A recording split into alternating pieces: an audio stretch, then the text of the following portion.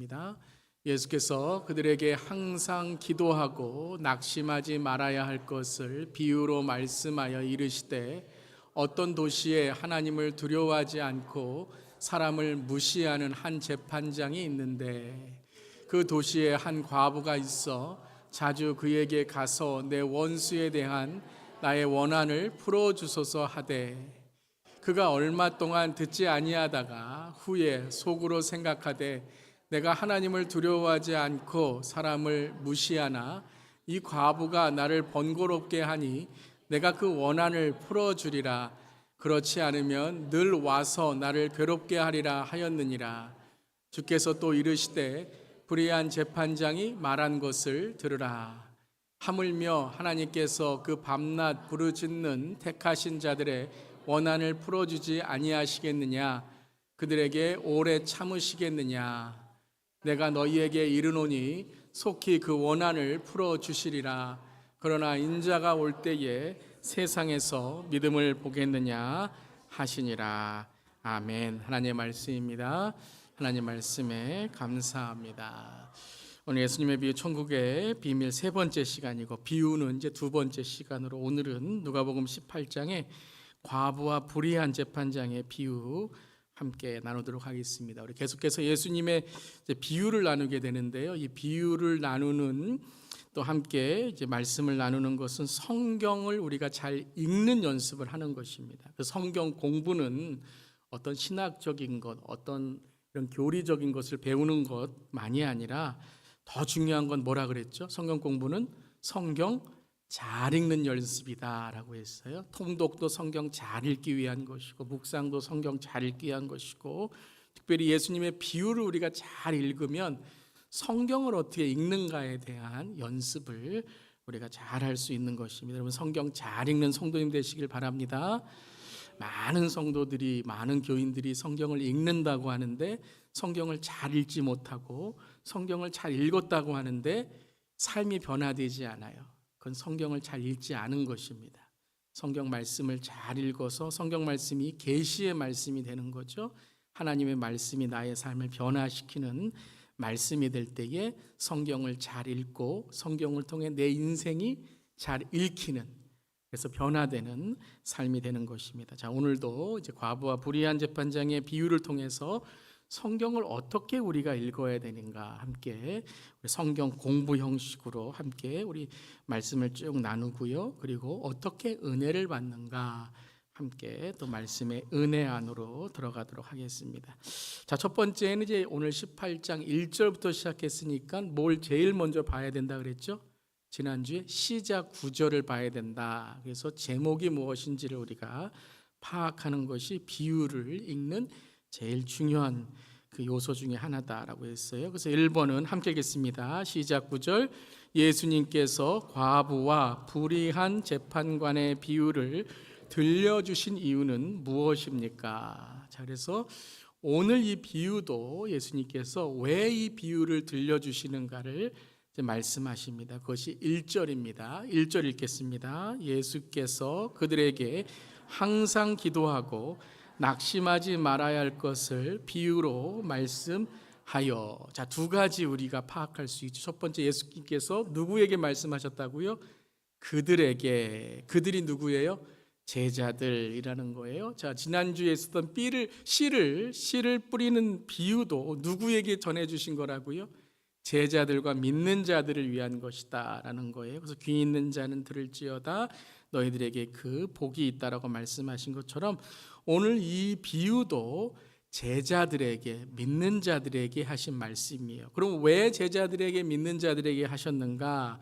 그 비유의 목적이 무엇이라고요? 두 번째는 항상 기도하고 낙심하지 말아야 할 것을 비유로 말씀하셨다라는 거예요. 그래서 목적이 뭐예요? 비유의 목적? 항상 기도하는 것. 그런데 기도하기 위해서는 어떻게 해야 돼요? 낙심하지 않아야 된다. 자, 낙심에 대해서 제가 많이 말씀드렸어요. 낙심이란 성경적인 뜻이 뭐라고요? 마음이 멀어졌다라는 뜻이에요. 마음이 떨어졌다라는 건 하나님과 마음이 멀어졌다라는 거예요. 그냥 실망했다, 상처받았다, 조금 불편하다, 이런 것이 아니라 그 시험을 받고 불편하고 마음에 상처가 있더라도 하나님께 나아가는 자는 위로받고 은혜가 있고 이기는 줄 믿습니다. 근데 낙심이 뭐냐면 하나님께 나아가지 못하고 하나님과 멀어지는 거예요. 시험 받았다고 멀어지고, 상처 있다고 멀어지고, 좀 서운하다고 멀어지고, 조금 마음이 불편하다고 멀어지고, 예배 안 나오고, 말씀 안 읽고, 기도 안 하고. 그러면 어떻게 돼요? 그럼 계속 낙심이 더 마음속에 커지는 거죠. 제자들이 지금 마음속에 그러한 마음들이 있었다라는 거예요. 낙심이 자꾸 들어오려고 하는 거예요. 그러니까 예수님께서 뭐라고 말씀하신 거예요? 낙심을 이기고 기도하라라는 거예요. 낙심을 이기고 기도하라. 그럼 어떻게 낙심을 이기고 항상, 그것도 한두 번이 아니라 항상, 그러니까 신앙생활이 항상 꾸준하고 잘 유지돼야 되는데 어떻게 하면 우리가 항상 기도할 수 있는 것은 낙심을 이길 때 항상 기도할 수 있는 그 오늘 비유를 말씀하신 것이다. 그래서 요거를 여러분들이 딱 이것을 머릿속에 마음에 딱 새기고 읽으셔야 돼요. 그러니까 무조건 기도하자 이게 아니에요. 낙심을 이겨야지만 기도를 할 수 있는 거예요. 여러분 그런 우리 경험 많이 하잖아요. 기도하는데도 기도가 돼요, 안 돼요? 안 돼요. 그냥 입술만 뽀끔뽀끔 거리든가 중얼중얼 거리든가 그냥 앉아서 그냥 딴 생각한다던가 아니면 한숨만 계속 나오던가 그냥 기도 아니에요. 그냥 그 시간에 그냥 뭔가 이렇게 우리가 중얼중얼 하고 있는 중언부언과 같은 그러한 말소리죠. 근데 기도는 뭐냐 하면 낙심을 이기고 하나님께 나아가 기도하는 것인데 오늘 말씀은 기도라기보다 더 큰 오늘 주제가 있는 것. 그래서 뭘 알아야 돼요? 문맥을 알아야 된다 그래서 첫 번째는 시작 구조를 여러분이 보시고 물론 시작 구조를 보더라도 이해가 안 될 때가 있어요. 그럼 계속 읽으시면 돼요. 그 다음에는 전체적인 뭘 알아야 된다고요? 문맥. 영어로 뭐라 그랬어요? context. 신학교에서 배우는 거라 그랬어요. context. 그래서 문맥을 알아야 된다. 주변에 있는 환경, 문화, 사실, 어떤 현실, 상황을 살펴보는 거예요. 그래서 여러분들이 이제 말씀을 읽어보면 요 말씀의 특별히 상황, 앞, 뒤의 말씀이 뭔가를 읽어보시면 좀 이해가 돼요. 요 앞 구절은 17장이에요. 18장 1절부터 했으니까 20절부터 37절까지는 뭐에 대한 이야기인가? 나중에 한번 읽어보시면 조금 이해가 많이 비유의 이해가 되실 거예요. 근데 하나님의 나라와 인자의 날, 즉 종말에 대한 말씀이에요. 종말에 대한 말씀. 그래서 17장 마지막에도 그들이 대답하이르되 주여 어디오이니까? 그러니까 이르되 죽음 있는 곳에 독수리가 모이느니라. 아주 심오하고 조금 종말에 이런 경각심을 갖는 말씀을 하시고 18장에 내가 비유를 들려줄게 낙심하지 않아야 돼 라고 말씀하세요. 그리고 오늘 18장 8절이 끝난 후에 뒤에 있는 말씀 전체적인 문맥 성경은 그냥 아무렇게나 짜집기 한 게 아니라 그랬어요. 다 이유가 있고 섭리가 있고 순서가 있어요. 그 다음에 뭐냐 바리새인과 세리의 기도에 대한 거예요. 한마디로 말하면 의로운 기도란 무엇인가 라는 말씀이에요. 그러니까 오늘 기도에 대한 말씀이기도 하지만 기도를 더 어떻게 낙심하지 않기 위해 무엇이 있어야 된다라는 것을 강조하시는 말씀인데 그러면 마지막 구절을 한번 보는 거예요. 그래서 앞뒤를 보고 이제 중간을 보는 거예요. 18장 8절에 비유의 마지막 구절이 뭐라고 나와 있어요? 8절에 내가 너희에게 이르노니 속히 그 원한을 풀어주시리라. 그러나 함께 읽겠습니다. 인자가 올 때에 믿음을 찾아볼 수 있겠느냐. 무엇을 찾아볼 수 있겠냐고요? 믿음이라는 거예요. 그러니까 오늘 말씀의 시작은 기도하자였지만 마지막에는 뭘 우리가 붙들고 무엇을 우리가 보아야 된다는 거예요? 믿음이다라는 거예요. 마지막 때에 인자가 올 때, 종말이 올 때에 믿음이 있어야 된다라는 것인데 이 믿음이라는 것이 피스타스라는 뜻인데요. 오늘 이 믿음이라는 단어를 단지 피스타스라고 하지 않고 호피스타스라고 했어요. 그러니까 the faith 영어로 말하면 되는 거예요. 호라는 것은 그라는 뜻이에요. 이 믿음, 그 믿음을 말하는 거예요. 그럼 이 믿음, 그 믿음이 어떤 믿음이에요? 앞에 있는 거죠. 이 과부의 이 요청, 기도가 믿음으로 되어 있다라는 것을 우리에게 비유로 말씀하시는 거예요. 자, 이제 그러면 뭘 첫 번째 봤어요? 제목, 시작 9절. 두 번째 뭘 봤어요? 이게 무엇을 주제로 하는가? 기도라기보다 믿음이라는 것을 강조하는데, 어느 때의 믿음이요? 종말, 마지막 때, 인자가 올 때에 그 믿음, 이 믿음을 가져야 어디까지 간다고요? 주님 다시 오실 때까지.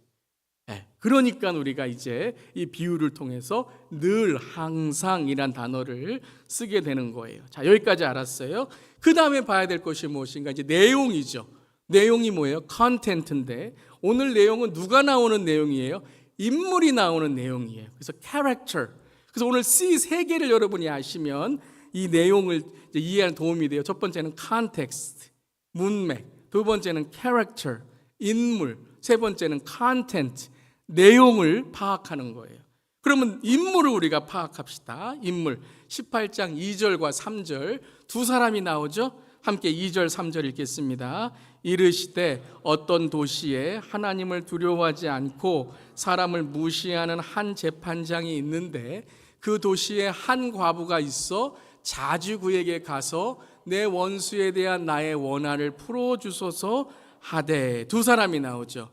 재판장과 과부가 나와요. 근데 한 재판장, 한 과부라고 쓴 거는 단지 한 명의 재판장, 한 명의 과부이기도 하지만 그냥 불특정 다수예요.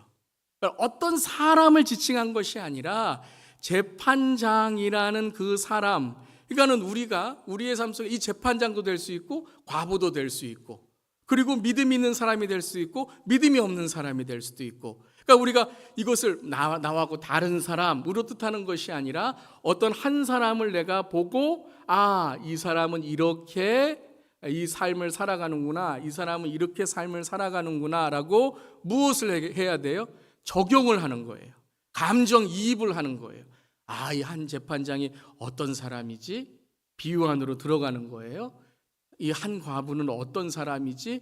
비유 안으로 들어가는 거예요. 그래서 내가 이 비유 안으로 들어갈 수 있도록 한 재판장이 있었는데, 한 사람의 과부가 있었는데 하고 예수님이 이야기 속으로 이 제자들을 이제 이끌고 오시는 거예요. 그러면 이 재판장은 어떤 사람이에요?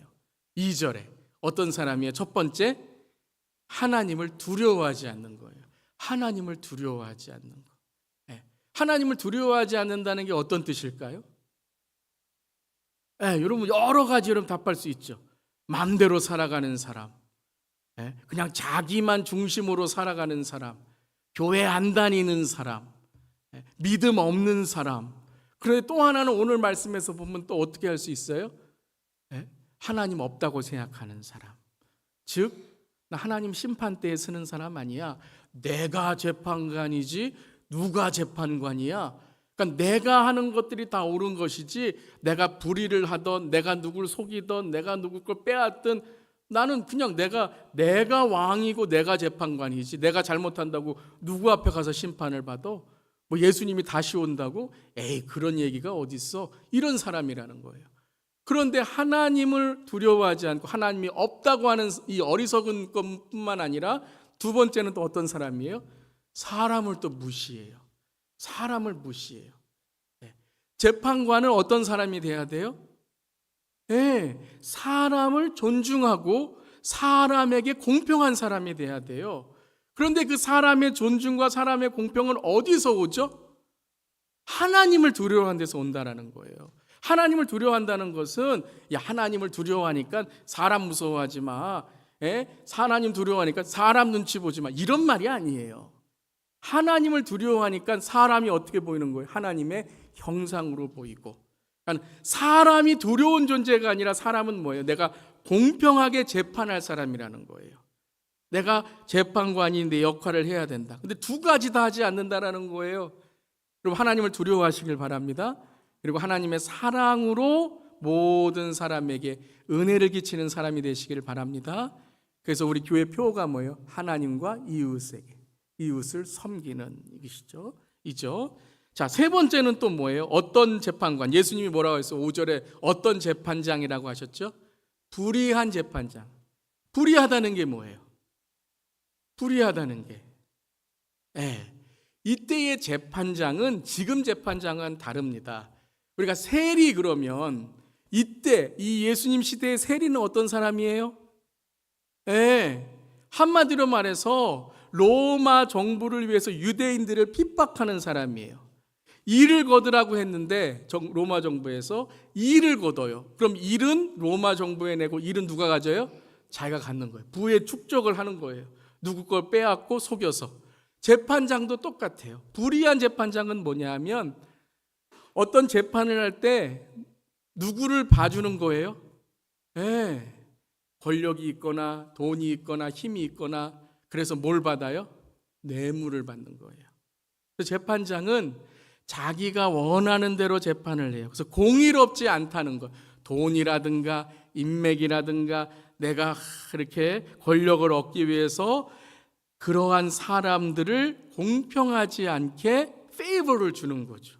그리고 약한 자들, 좀 소외받은 자들은 또 이득이 안 되잖아요. 그러니까 무시하고 때로는 재판을 제대로 하지 않고 불의한 자다. 그래서 1번하고 2번을 합한 것을 뭐라고 얘기하는 거예요? 불의하다라는 거예요. 불의하다. 공의롭지 않다. 하나님을 모르고 사람을 무시한다라는 거예요. 이러한 재판장이 있는데 또한 어떤 사람 오늘 소개해요? 과부죠. 이 과부는 어때요? 3절에 과부는 자주 재판관을 찾아가서 요청을 해요. 재판관을 찾아가서 요청을 한다는 거예요. 여러분 이때에는 여인이 재판장 앞에 가서 어떠한 변호를 한다던가 어떠한 자기의 주장을 한다는 건 불가능한 일이에요. 누가 가야 되냐 하면 남편이 간다거나 다른 남자가 도와서 간 친척이 간다거나 어떤 재판을 맡아주는 사람이 있는 거예요. 우리도 그렇잖아요. 재판장에 가면 내가 변호하기도 그렇고 내가 법적인 지식도 없는데 그래서 우리가 변호사를 통해서 재판을 할 때도 있잖아요. 근데 이 과부는 오면 자기가 직접 찾아가서 요청을 하는 거예요. 한마디로 말하면 도와줄 사람이 없다라는 거예요. 한 사람도 주위에 도와줄 사람이 없다라는 거예요. 그냥 과부만이 아니라 정말 홀로 외롭게 있는 과부였다라는 거예요. 근데 이러한 과부의 그 삶 속에 무엇이 있어요? 3절을 보면 원한이 있어요. 근데 오늘 뭐라고 얘기하죠? 3절에 내 원수에 대한 나의 원한이라 그랬어요. 원수에 대한 나의 원한. 그러니까 억울하다는 거예요. 그러니까 내가 살아가는 것만이 아니라 억울한 일을 당했다라는 거예요. 그런데 이 억울한 일을 당했는데 재판장에게 재판관에게 왔다는 것은 자기는 어떻다라는 거예요. 자기는 지금 의롭다라는 거예요. 그러니까 자기의 의로움을 드러내기 위해서 원수라는 불의한 지금 잘못한 원한을 억울한 일을 재판관에게 이제 고하고 있는 것이죠. 그런데 불의한 재판관이 처음에는 어땠죠? 들어주지 않았어요.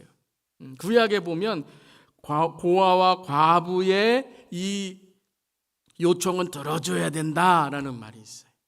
그런데 이 재판관은 하나님도 두려워하지 않고 사람도 무시하니까 그런 거는 안중에도 없어요. 그런데 이러한 불의한 재판장이 어떻게 해주죠? 끝내는 응답을 해줘요. 이걸 이제 일명 신학적으로는 할렐루야. 뜻밖의 일이 일어났다는 거예요. 뜻밖의 일이 일어났다는 거예요. 그러니까 여러분 이 과부가 요청을 하고 원한이 있는데 이것을 나중에 들어주게 됐다라는 게 이제 이야기의 간단한 내용이다라는 거예요. 그런데 이제 과부의 원한이 어디서 왔는가 우리가 조금 생각해 보면 과부의 원한이라고만 하지 않고 원수의 원한이래요. 그러니까 원수가 있고 원수가 준 원한이 있다는 거예요. 과부의 원한을 준 원수가 누구일까요? 그러니까 오늘 이 과부의 원한을 이해해야 조금 우리가 이제 믿음에 대해서도 우리가 좀 이해할 수 있는데요. 이건 어떤 감정적인 게 아니죠. 저 사람 나한테 이런 말 했으니까 원수야. 나한테 상처 줬으니까 원수야. 이런 게 아니에요. 이 원수는 뭐냐 하면 원한을 가질 수 있는 이 원동자, 이것을 준 사람이라는 거예요. 그러니까 인간관계 얘기가 아니라 이건 불의와 공의의 원한이라는 거예요. 그 이야기를 왜 하시는가? 누가복음 20장으로 가면 과부에 대해서 나오는데 바리새인들 서기관들이 어떤 사람들인가 함께 읽겠습니다. 20장 47절 그들은 과부의 가산을 삼키며 외식으로 길게 기도하니 그들이 더 엄중한 심판을 받으리라 하시니라. 그러니까 지금 어떤 원한이에요? 살 수가 없는 거예요. 가산은 생활. 그러니까 자기가 유산 받은 거 그것도 다 가져갔어요. 근데 마지막 내가 요거 먹고 내가 요거 생활해야 되는 것까지 다 빼앗긴 거예요. 그게 가산을 삼켰다라는 거예요. 외식으로 길게 기도하니 그들이 더 엄중한 심판을 받으리라. 하나님 앞에 불의한 자다라는 거예요. 그러니까 이 원한이 뭐냐면 이 과부가 가져야 될 의, 하나님이 주신 최소한의 의로움을 빼앗긴 거예요. 그것마저도 재판장, 바리새인과 또한 서기관들이 다 뺏어간 억울함이라는 거예요. 가장 소외받고 억압된 자. 그래서 이 원한을 4번이나 반복하세요. 3절에 원한, 5절에 원한, 7절에 원한을 풀어주리라, 8절에 원한. 4번이나 나오는 거예요. 그러니까 이건 그냥 지금 우리가 생각하는 막 이렇게 미움이 있고 저 사람 싫어 이런 게 아니에요. 그런 간단한 수준의 원한이 아니고 하나님 앞에 공의를 베풀지 않은, 하나님의 명령을 어긴, 말씀을 행하지 않은 그것을 통해 원수의 원한이 왔다라는 거예요. 그러니까 불의와 이 과부는 뭐냐면 하나님의 의를 지금 부르짖는 자라는 거예요. 하나님 나를 굽어 살펴 주시옵소서. 누구를 통해서 이 공의와 정의가 이루어지길 원한다고? 재판장을 통하여. 근데 재판장은 의로운 자가 아니다라는 것이죠. 근데 재판장이 응답해 줍니다. 자, 이 신학적으로 할렐루야, 뜻밖의 얻은 응답이라는 거예요. 근데 재판장이 응답해 준 이유가 뭐예요? 하나님의 의를 지키기 위해서 했어요? 내가 하나님의 의, 내가 재판장인데, 내가 믿는 자인데, 내가 교인인데, 내가 성도인데 이렇게 미워하면 되겠어? 내가 이렇게 살면 되겠어? 내가 이렇게 말씀도 안 읽고 있으면 되겠어? 그래서 이 응답해 준 게 아니죠. 4절 5절 함께 읽겠습니다. 4절 5절 그가 얼마 동안 듣지 아니하다가 후에 속으로 생각하되 내가 하나님을 두려워하지 않고 사람을 무시하나 이 과부가 나를 번거롭게 하니 내가 그 원한을 풀어주리라. 그렇지 않으면 늘 와서 나를 괴롭게 하리라 하였느니라. 이 4, 5절이 참 중요한 거예요. 그래서 4, 5절을 보고 이제 6절, 7절 나머지를 이제 보게 된 거죠. 재판관이 왜 응답해 주었죠? 얼마 동안은 듣지 않았어요. 그런데 속으로 생각하되라는 거예요. 근데 뭐라 그래요? 내가 하나님을 두려워하지 않고 사람을 무시하나? 아니, 이 불의한 재판관이 자기가 어떤 사람인 줄 아네요? 여러분, 죄 중에 가장 무서운 죄가 뭐라 그랬어요? 착각과 망각이라 그랬죠? 내가 누군지 모르고 착각하는 거, 내가 신앙 좋은 것처럼, 내가 막 하나님 의로운 것처럼 그 착각이 나중에 망각이 되는 거죠. 그런데 이 오늘 재판관은 어땠어요? 속으로 생각하는데 묵상한 거죠. 묵상했어요. 묵상 잘 하시길 바랍니다. 그랬더니 자기가 어떤 사람인 줄 아는 거예요. 내가 하나님을 두려워하지 않고 사람도 무시하네. 그런데 깨달아요, 못 깨달아요? 하나, 이걸 아셔야 돼요. 하나, 내가 이런 사람인데 뭐라 그래요? 이렇게 사는 거지 뭐. 이렇게 사는 거지 뭐. 양심에 찔려오는데 뭐라 그래요? 에이, 뭐 누가 나한테 뭐라 그래? 아무도 안 보는데 뭐. 응? 누가 내가 일터 가서 누가 나 뭐 교회 다닌다고 얘기하나? 뭐 이렇게 속이다가 가서 뭐 주일날 가서 하나님 죄송합니다 이러면 용서해 주겠지. 그리고 월요일 가 또 죄 짓고. 그러니까 뭐예요? 깨닫게 해주셨는데 하나님의 의를 아는 이 본성이 있어요. 그런데 그걸 어떻게 했어요? 이것을 무마시켰다는 거예요. 그런데 그러면 어떻게 이 과부에게 응답해 주었나? 이게 다음이에요. 그래서 자기가 하나님을 두려워하지 않고 무시해서 회개해서 응답해 준 게 아니라는 거예요. 이것을 강조하고 나서 뭐라 그래요? 왜 응답해 줬어요?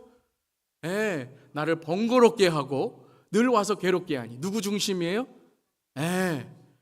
괴롭게 할까봐, 번거롭게 할까봐. 이 번거롭다는 단어의 원어가 뭐냐 하면 눈 아래를 때린다라는 거래요. 주석에 보면 눈 아래를 계속 때린다라는 거예요. 여러분, 눈 아래를 계속 때리면 뭐가 생겨요? 멍이 생기잖아요. 그럼 어디 가서 이렇게 돌아다닐 때 사람들이 뭐라 그래요? 당신 눈 아래 멍들었어. 왜 멍들었어? 아니, 저 과부가 자꾸 때려서 멍들었어. 왜? 아니, 뭐 들어다니는데 안 들어줘서. 좀 들어주지, 창피하게, 이러는 거예요. 그러니까 뭐예요? 번거롭다는 거냐면 창피당하지 않기 위해서라는 거예요. 자꾸 문 앞에서 막 똑똑거리면서 재판장님 들어주세요. 그럼 이웃들이 다 듣잖아요. 그러니까 창피하고 눈치 보이고. 유대 문화는 한국 문화랑 비슷해요. shame culture예요. 부끄러우면, 그러니까는 다른 사람이 어떻게 볼까, 이게 중요한 거예요. 내가 하나님께 의로운 게 중요한 게 아니라 다른 사람이 나를 어떻게 볼까, 이 눈치. 그래서 내가 교회 가고, 그래서 내가 하나님 찾아오고. 이거는 여러분 신앙 잘 생각하셔야 돼요. 재판장이 그랬다라는 거예요. 이게 불의라는 거예요. 그리고 나를 괴롭게 할까 봐. 여러분, 한동안 들어주지 않은 이유는 뭐예요? 돈도 안 가져오죠. 인맥도 없죠. 백도 없고 권력도 없죠. 안 들어줘요. 그런데 속으로 자기가 어떤 사람인지 생각합니다. 이게 변화시켜줬어요? 못 변화시켜줘요. 그런데 어떻게 응답을 해줬는가? 자꾸 번거롭게 하고 창피당하지 않고 괴롭게 할까 봐 들어줬대요. 이건 누가 이런 모습을 보이죠? 인간들이라는 거예요. 하나님 안 믿고 사람들 무시하는 사람들은 이렇게 인생을 살아간다라는 거예요. 눈치 보거나 창피하거나 다른 사람이 나를 어떻게 생각할까, 이것 때문에 종교적으로 교회는 가지만 참다운 거듭남이 없어요. 귀로는 듣지만 마음은 거듭나지 않아요. 그리고 뭐예요? 괴로워요. 인간관계가 괴로워요. 신앙생활도 괴로워요. 왜요? 내가 중심이니까. 내가 모든 것의 중심이니까 괴로워요. 다른 사람이 뭐 얘기해도 괴로워요. 이게 바로 오늘 불의한 재판장의 모습이다라는 거예요. 자기 중심, 그리고 인상의 괴로움 가운데 살아가게 된다는 거죠.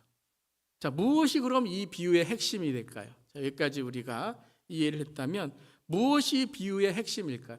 여러분들이 이 비유 많이 들으셨죠? 많이 들으셨어요. 그런데 이 비유를 잘 못 읽으면, 물론 목사님들은 잘 전하셨을 거예요. 이 비유에 대해서 잘 해석해 주시고. 그런데 우리가 이 비유를 그냥 겉핥기로 들으면 가장 먼저 생각하는 게 뭐예요? 안 들어주니까 귀찮고 번거롭게 하면 끝까지 들어줄 때까지 뭐 하자? 기도하자. 끝까지 뭐 하자? 요청하자, 강청하자, 떼청하자, 심청하자. 요청이 뭐예요? 요청? 네. 요청은 뭐냐면 뇌물을 주고 하는 거예요. 계속 요청하는 거예요. 이것 주고 안 되면 저것 주고 안 되고, 이것 좀 딜하는 거예요. 딜. 하나님과 딜하는 거예요. 하나님 요번에 요거 할 테니까 들어주세요. 오늘 수요일에 나왔으니까 내일 요거 들어주셔야죠. 요거 했으니까 우리 자녀들 잘 돼야죠. 안 되면 어떻게 돼요? 다시 주세요. 이렇게 되는 거예요. 강청이 뭐죠? 강청은 의지예요. 의지. 네. 우리 강청의 기도 참 좋습니다. 그런데 강청의 기도가 믿음이 기초가 된 강청의 기도가 되지 않으면 어떤 기도예요? 종교적인 기도예요. 우리보다 더 강청, 우리보다 더 떼청, 우리보다 더 심청한 종교인들 많이 있어요. 새벽기도 5시 반 어려우시잖아요. 그런데 4시 반에도 일어나고요.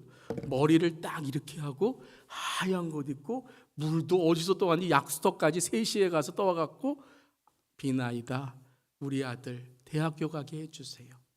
비나이다 우리 손자들 건강하게 해주세요. 이게 우리 기도와 뭐가 달라요? 네. 강청, 내 의지, 떼청, 뭐예요? 시간, 몇 번 기도했다, 몇 번 내가 교회 나왔다, 몇 번 내가 설교했다, 몇 년 내가 교회 다녔다, 그때 하나님께 요거 했으니까요, 요거 나왔으니까 들어주셔야 되죠. 심청은 뭐예요? 지성이면 감천이다. 내가 지성으로 했으니까 하나님 들어주셔야죠.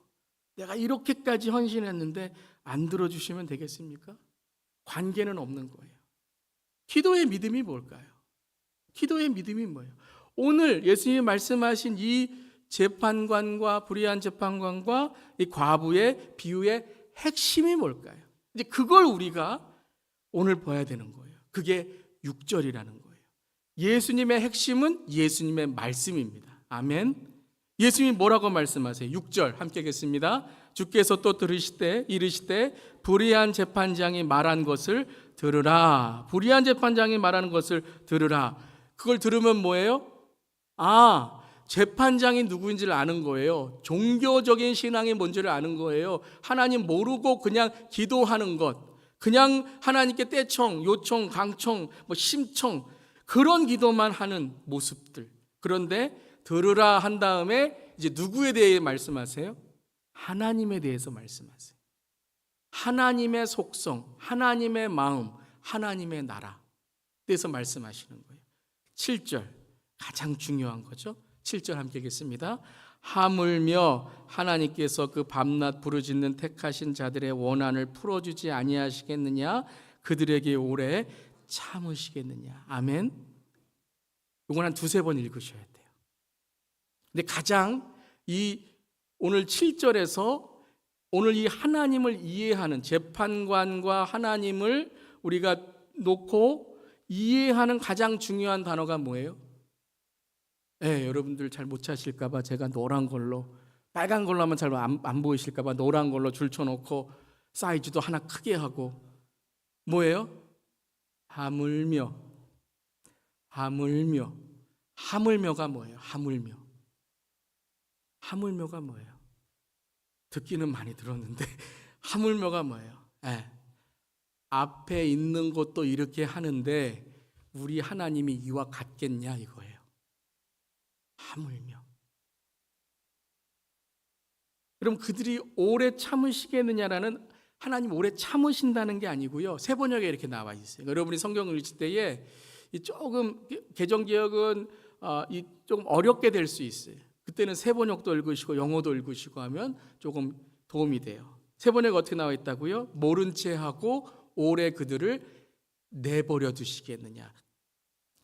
불의한 재판관은 어떻게 했어요? 내버려 뒀어요. 이 과부와는 아무 상관없어요. 응답해 준 건 아무 상관없어요. 모른 채 했어요. 오래 내버려 뒀어요. 그러다가 응답해 줬어요. 여러분, 하물며라는 단어 어디서 또 우리가 들은 적이 있죠? 산상수훈이요. 함께 읽겠습니다. 너희가 악한 자라도 좋은 것으로 자식에게 줄 줄 알거든 하물며 하늘에 계신 너희 아버지께서 구하는 자에게 좋은 거로 주시지 않겠느냐. 악한 자가 뭐예요? 악한 아버지. 도둑 아버지도 아들에게 뭐라 그래요? 도둑질하지 마. 착하게 살아야 돼. 거짓말하면 안 돼. 해요. 자기는 도둑질하고 사기 다 하면서 자기 아들은 좋은 것, 좋은 삶, 좋게 착하게 자라기를 원하는 거죠. 그게 아버지의 마음이라는 거예요. 하물며 그런데 하늘에 계신 너희 누구요? 아버지께서 구하는 자에게 좋은 것. 이 좋은 것이 뭐예요? 누가복음에는 하나님의 영, 성령을 주시지 않겠느냐. 좋은 것 주시지 않겠느냐. 그래서 여러분이 하물며가 뭐냐면, 하물며는 재판장이 이러니까 우리가 이렇게 해야 하나님을 우리가 기도함으로써 응답받을 수 있다가 아니라, 하물며는 대조입니다. 대조.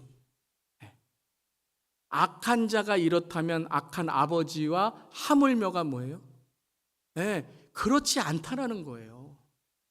아버지는 내가 하지 못하면서 자녀들에게 이렇게 해라 하지 않는다라는 거예요. 하나님 아버지가 바로 우리의 뭐가 되시는 거예요? 우리의 본이 되시고, 우리의 주권자가 되시고, 우리의 통치자가 되시고, 우리를 이끄시는 분, 성령이 우리를 이끄셔서 우리를 변화시켜 주신다라는 거예요. 말만 하는 분이 아니시라는 거예요. 그러니까 오늘 하물며 불의한 재판장, 하물며 하나님, 하물며 아버지께서는 뭐예요? 하나님은 불의하지 않으시다라는 거예요. 그렇게 하지 않으신다라는 거예요. 하나님은 어떤 분이시라고요? 의로우신 분이시라는 거예요. 그래서 7절에 하물며 뭐라 그래요? 하나님께서 그 밤낮 부르짖는 어떤 사람이요? 택하신 자들이라는 거예요. 부르짖는 걸 강조하는 게 아니에요, 여러분. 자꾸 우리는 부르짖는 거. 그래서 기도는 부르짖어야 돼. 왜 우리가 하나님께 부르짖어야 됩니까? 하나님 못 들어서 부르짖어요? 아니에요. 우리가 안 부르짖으면, 우리가 아버지 안 부르면 우리는 다 사생아처럼 산다는 거예요. 고아처럼. 오늘도 그렇게 사셨잖아요. 조금만 누가 부르면 아버지 없는 것처럼 상처받고, 아버지 없는 것처럼 불평하고, 아버지 없는 것처럼 내 인생 다 없는 것처럼 그렇게 우리가 원망하고 살아갔잖아요. 그게 뭐냐면 우리가 하나님 잃어버리면 그게 된다는 거예요. 왜 부르짖어요? 우리는 택하신 자들이기 때문에, 하나님 아버지의 자녀이기 때문에, 그리고 우리의 원한을 어떻게 해주신다고요? 풀어주시기 때문에, 풀어주시는 아버지이기 때문에 하나님 앞에 나아가서 기도하고 하나님 앞에 가서 우리는 부르짖어야 되는 줄 믿습니다. 이 과부가 그랬다는 거예요. 사람한테 가서도 이렇게 하는데 하나님 아버지 앞에 가서 우리가 어떻게 되는가? 우리의 행동을 말하는 게 아니에요. 우리의 공로를 말하는 게 아니에요. 얼만큼 우리가 기도하면 하나님이 안 들어주시다가 그래 이제 됐겠다, 그리고 한번 들어줄까? 이게 아니라는 거예요. 하나님은 어떻게 해주신다고요? 8절 함께 읽겠습니다. 내가 너희에게 이르노니 속히 그 원한을 풀어주시리라. 그러나 인자가 올 때에 세상에서 믿음을 보겠느냐 하시니라. 이게 무엇이라고요? 결론 구절이라는 거예요. 이 결론 구절이다. 내가 너희에게 이르노니 어떻게 우리의 원한을 풀어주신다고요? 속히라는 거예요. 어떤 분이 이래요. 하나님이 속히 해주신다면 무슨 속히는 속히예요? 한 번도 빨리 해주신 적 없고, 맨날 시간 끄시고 맨날 느린 일 타시고. 이 속히라는 것은요, 빠른 시간이 아니에요. 빠른 형용사가 아니라 속히라는 것은 부사인데 순식간에라는 뜻이에요. 하나님이 하시면 어떻게 하신다고요? 순식간에. 여러분 오순절 다락방에 성령님이 어떻게 임하셨어요? 순식간에, 갑자기. 이 갑자기는 뭐냐면요, 물이 다 끓잖아요. 네. 물이 끓는데 99.9도까지는 보여요. 이 끓는 게 보여요, 안 보여요? 네. 만져보기 이전에는 똑같아요. 근데 100도가 땅 하면 어떻게 돼요? 갑자기 뽀글뽀글하고 올라와요. 이 순식간에가 뭐냐면 카이로스 시간을 말하는 거예요. 그때에 하나님의 시각의 타이밍, 그때가 오면 뭐라고요? 막을 사람이 없다라는 거예요. 그때가 오면 순식간에 갑자기 모든 것들이 우리가 감당하지 못하는 하나님의 놀라운 하나님의 뜻이 이루어지는 거다라는 거예요. 인자가 올 때에 세상에서 믿음을 보겠느냐 하시니라. 이 믿음이 뭐라고요? 아까 호피스타스, 이 믿음을 보겠느냐라는 거예요. 이 믿음을 보겠느냐. 여러분 가부가 기도의 응답을 어떻게 받았습니까? 불의한 재판관이 자신의 번거로움, 창피와 자신의 부끄러움과 괴로움을 통해서 응답해 주셨어요. 하나님은 그렇지 않으시다라는 거예요. 하나님의 응답은 뭐라고요? 택하신 백성의 권리와 하나님의 의로움을 위해 응답해 주신다라는 거예요. 믿으십니까? 아멘. 여러분들이 여기까지 말씀을 묵상을 하시면서 이제 적용을 하는 거예요. 자, 저의 적용입니다. 여러분들도 이제 말씀을 읽으시면서 내 삶에 적용하시는데요. 비유를 통해서 이제 하나님의 계시, 하늘 은혜를 구하라라는 거예요. 첫 번째는 무엇이냐면 하나님은이에요. 함께 읽겠습니다. 하나님은 우리의 연약함을 아시고 도와주십니다. 함께 읽겠습니다. 다시 한번. 하나님은 우리의 연약함을 아시고 도와주십니다. 하나님은 어떻게 하신다고요? 우리의 연약함을 아시고 도와주신다는 거예요. 우리의 번거로움을 아시고 도와주시는 게 아니라 우리의 자꾸 와서 괴롭히는 것을 보시고 도와주시는 게 아니라 우리의 연약함과 우리의 부족함과 우리의 나약함을 아시고 도와주시는 줄 믿습니다. 로마서 8장 26절 함께 읽겠습니다. 이와 같이 성령도 우리의 연약함을 도우시나니 우리는 마땅히 기도할 바를 알지 못하나 오직 성령이 말할 수 없는 탄식으로 우리를 위하여 친히 간구하시느니라. 여러분, 그런 영적인 경험 하신 적 있습니까? 기도가 안 나와요. 내 삶의 괴로움과 때로는 내 삶의 그러한 연약함을 통해서 기도가 안 나와요. 그런데 하나님이 나를 안아주세요. 하나님이 나의 마음을 위로해 주세요. 기도의 말이 중요하냐? 내 마음이 너의 마음이 아니냐? 하나님이 마음속에 꽉 내 마음을 붙들어 주세요. 흔들리지 마. 낙심하지 마. 내가 너를 도와줄게. 그러면서 무엇이 보이냐면 하나님의 눈물이 보이는 거예요. 여러분, 패션 오브 더 크라이스트라는 영화를 볼 때 마지막에 하늘에서 예수님이 십자가 달실 때 마지막 운명하실 때에 비가 내립니다. 비가 내리는데 너무 여러분 예술적으로 너무나도 잘 묘사했어요. 하늘에서 뭐가 내려요? 눈물이 한 방울이 딱 내립니다. 우리의 아픔을 보시며 우리의 연약함을 보시며 성령이 말할 수 없는 무엇으로요? 탄식으로 우리를 위하여 친히 간구하시고 기도하신다라는 거예요. 여러분, 이 기도가 이루어지기를 주님의 이름으로 축원합니다. 믿음이 뭐예요, 여러분? 믿음이 나 잘해요. 나 잘하죠. 하나님 나 이만큼 했으니까 뭔가 해주셔야 되죠. 안 해주세요? 한번 내가 오늘 밤에 한번 본때 좀 보여드릴까? 이게 아니잖아요, 여러분. 하나님 나 연약하지만, 내 가진 거 없지만, 부족하지만, 오늘도 쓰러지지만 오늘 하나님 나와 함께 하심을 믿습니다. 임마누엘의 주님, 주님, 내가 오늘 모든 것이 다 빼앗기고 죽음까지도 나를 순교의 앞에 할지라도 그 순교의 피를 하나님께서 붙드시고 나를 천국 인도하시며 이 순교의 피가 복음의 피로 다음 세대와 다가올 세대에 하나님을 믿는 자들의 믿음이 되게 하여 주시옵소서. 그럼 이게 아니겠어요? 여러분, 이 기도의 은혜를 경험하시고 기도의 도우심을 경험하는 저 여러분 되기를 주님의 이름으로 축원합니다. 하나님 여러분 버리시지 않으세요. 버리신 것 같이 느끼실지라도 절대 하나님은 하나님의 자녀들을 그냥 내버려 두시지 않으십니다. 오늘 그 하나님을 바라보는 저 여러분 되기를 바랍니다. 그럼 우리는 뭐 해야 돼요? 그냥 하나님 감사합니다 끝나요? 아니요. 여러분, 하나님의 의를 지키시기를 바랍니다. 이 과부가 이 원한이 뭐예요? 나는 의로움, 하나님의 의로움으로 나간다라는 거예요. 구약 보세요. 고와 과부를 그 응답을 요청을 들어줘야 된다고 하지 않습니까? 하나님의 의를 들으셔야 됩니다 라고 하는 것처럼 우리도 여러분, 하나님은 함께 읽겠습니다. 하나님은 하나님의 의를 구하며 낙심이 아니라 기도하길 원하십니다. 믿으십니까? 하나님의 의를 지키세요. 많은 사람들이 똑같이 해요. 상처받으면 상처 주고 거짓말하면 거짓말 해주고 싸우면 또 싸우고 이에는 이, 눈에는 눈이에요. 예수님 뭐라고 하셨어요? 겉옷을 달라면 속옷을 주고 왼뺨을 치면 오른뺨을 대주고. 뭐예요?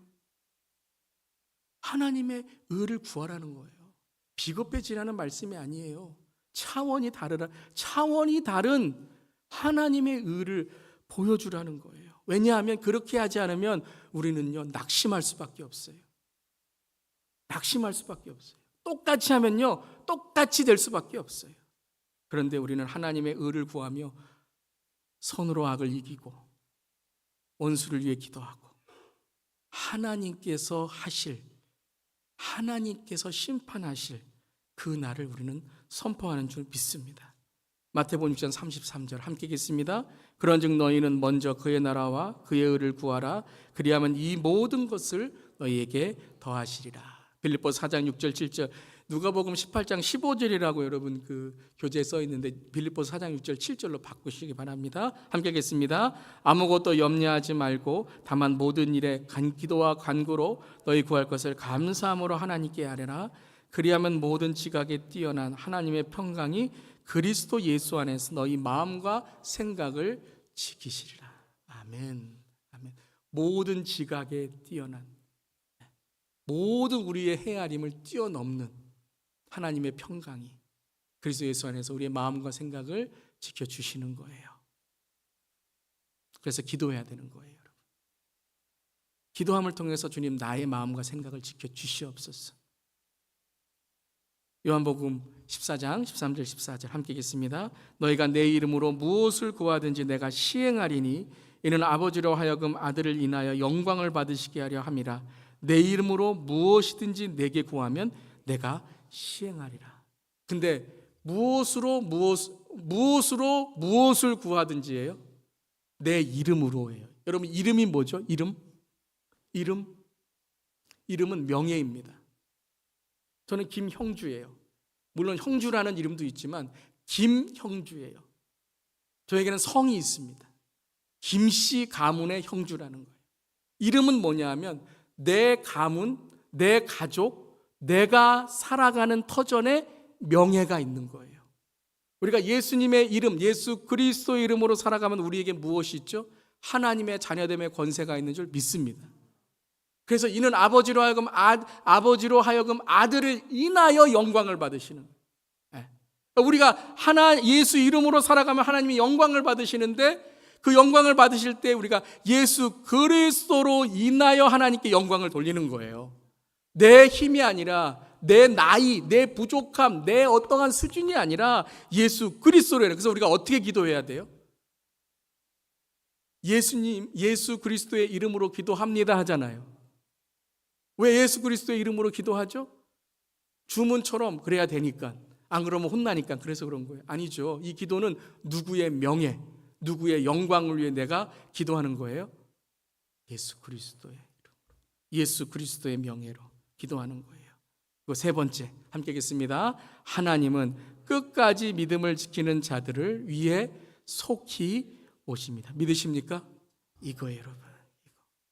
우리의 모든 것들을 재판하시고 심판하시고 모든 것을 갚으시는 분, 그분이 믿음을 지키는 자, 그 인자가 올 때, 마지막 때에는요 믿음입니다. 근데 어떤 믿음인 줄 아세요? 거룩한 믿음이에요.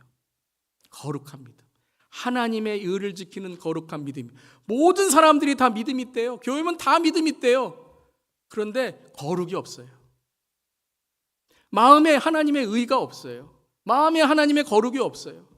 죄 다 짓고 거짓말 다 하고 미움 다 하고 다 내가 상처 다 받고 상처 다 주고, 그리고 믿음이 있대요. 하나님 오실 때 여러분 진짜 그 믿음으로 하나님의 심판대 위에 서실 수 있어요? 그래서 우리는 항상 우리의 믿음을 보면서 거룩해지는 방법이 뭐예요? 회개죠. 아멘. 매일매일 회개하셔야 돼요. 그래야 예수의 보혈로 우리가 씻김을 받는 거예요. 그래야 세리가 어떻게 그 기도가 의로움을 받았어요? 요 다음 구절부터 나오잖아요. 바리새인들은 자기가 의로운 척하고 제일 무서운 착각병에 걸리고, 세리는 뭐라 그랬어요? 하나님, 내가 죄인입니다. 그때 하나님께서 이 기도가 의로운 기도다, 거룩한 기도다 라고 말씀하시는 거예요. 속히 오십니다. 내가 너희에게 이르노니 속히 그 원한을 풀어주리라. 속히, 분명히, 순식간에, 지체하지 않고 인자가 올 때에 세상에 믿음을 보겠느냐 하시니라. 그럼 믿는 자들은 어떻게 고백해야 됩니까? 요한계시록 22장 20절 함께 읽겠습니다. 이것들을 증언하신 이가 이르시되 내가 진실로 속히 오리라 하시거늘 아멘. 주 예수여 오시옵소서. 마라나타. 주님은 분명히 오십니다. 분명히 오시는 걸 믿는 자는 오늘 내 삶이 달라요. 분명히 오시는 걸 믿는 자들은 내가 뭘 해야 하는지 알아요. 지금 분명히 오시는 걸 믿는 자들은 내가 이 시간, 수요일 저녁에, 주일날 내가 매일 아침에 뭐 해야 되는지 알아요. 그럼 예수님 분명 오시는 거 믿으시죠? 그럼 주님을 준비하고 주님을 기다리고 속히 오시는 주님을 맞이하는 내 안에 주님이 계신 삶으로 살아가는 저렴 되기를 주님의 이름으로 축원하며 선포합니다. 아멘. 우리